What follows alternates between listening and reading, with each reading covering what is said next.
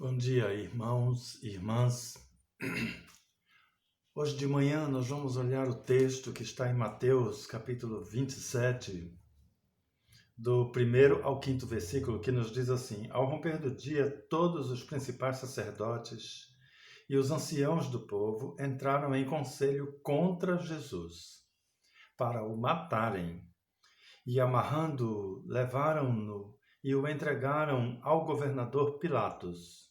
Então Judas, o que o traiu, vendo que Jesus fora condenado, tocado de remorso, devolveu as 30 moedas de prata aos principais sacerdotes e aos anciãos, dizendo: Pequei, traindo sangue inocente. Eles, porém, responderam: Que nos importa? Isso é contigo. Então Judas, atirando para o santuário as moedas de prata, retirou-se e foi enforcar-se.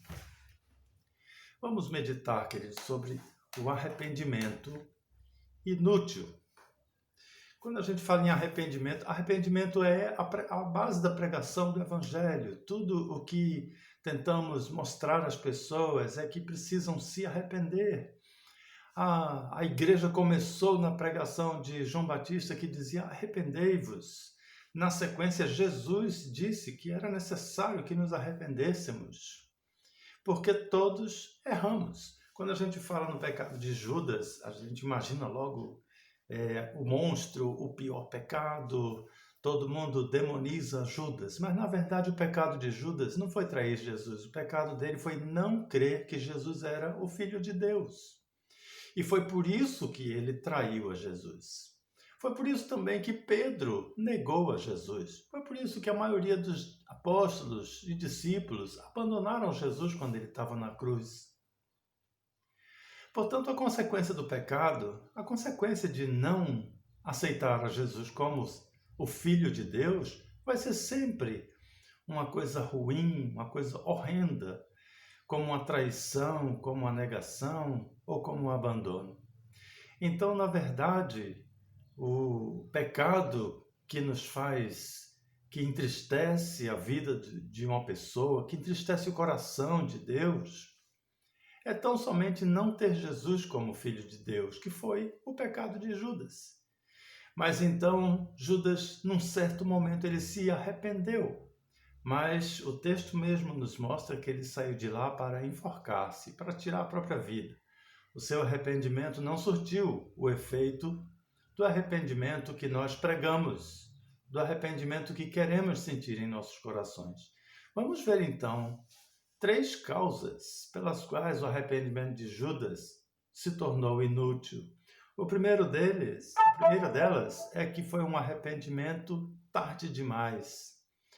Judas se arrependeu somente depois de ver as consequências do seu erro. Ele não se arrependeu por amor, não se arrependeu por querer mudar, não se arrependeu por entender que Jesus era o Senhor. Não, ele se arrependeu tão somente depois de ver os problemas que o seu erro iria causar para ele mesmo. O texto diz assim: então Judas, ao ver que ele foi condenado, ou seja, ele constatou as consequências do seu erro. Então, o arrependimento tardio é inútil.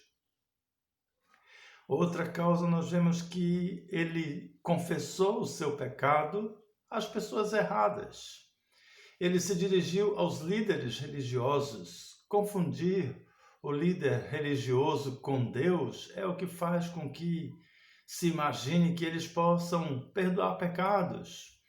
E Judas fez isso, ele procurou perdão, procurou consertar as coisas com as pessoas erradas.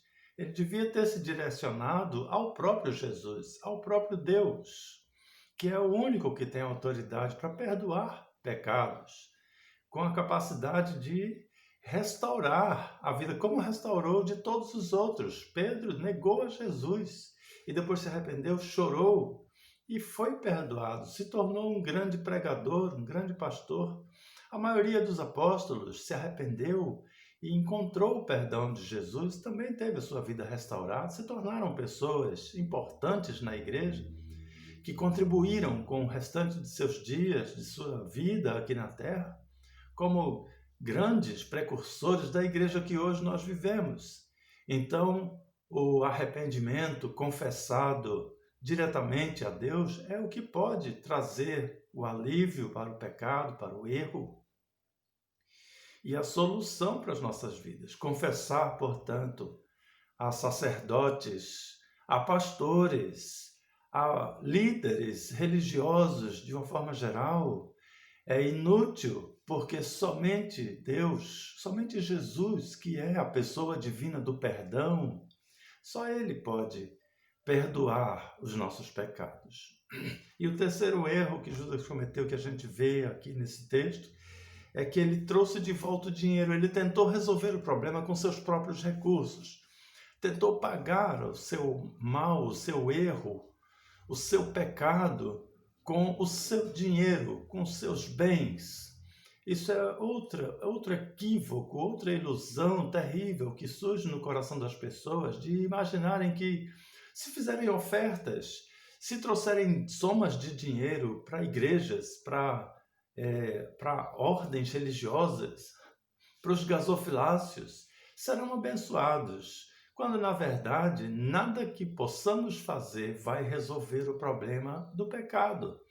Não há nada que eu possa ofertar para o Senhor para pagar o meu pecado. Absolutamente nada. Se eu fosse dono do mundo inteiro e ofertasse o mundo inteiro para o Senhor, seria ainda muito pouco diante do tamanho, diante das dimensões do meu pecado, do meu erro.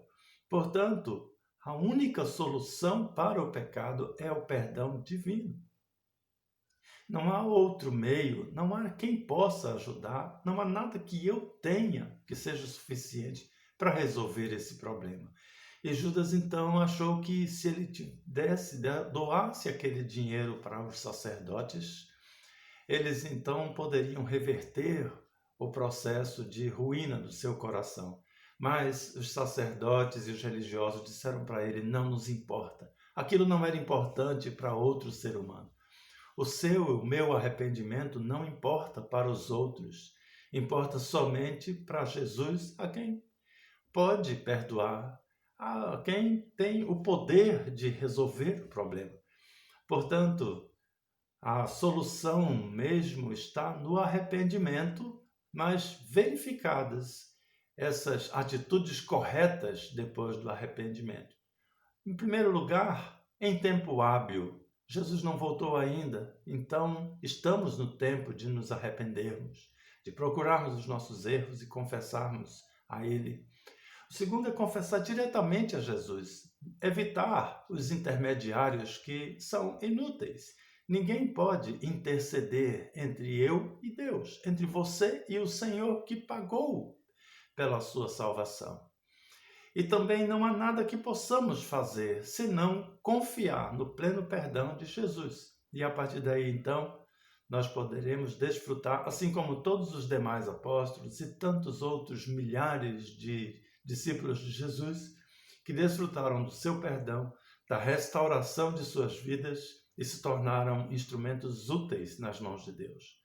Então, que Deus abençoe a sua vida, abençoe o seu dia de domingo, de modo que todos venhamos a nos sentir úteis nas mãos do nosso Deus. Um grande abraço, fique com Deus.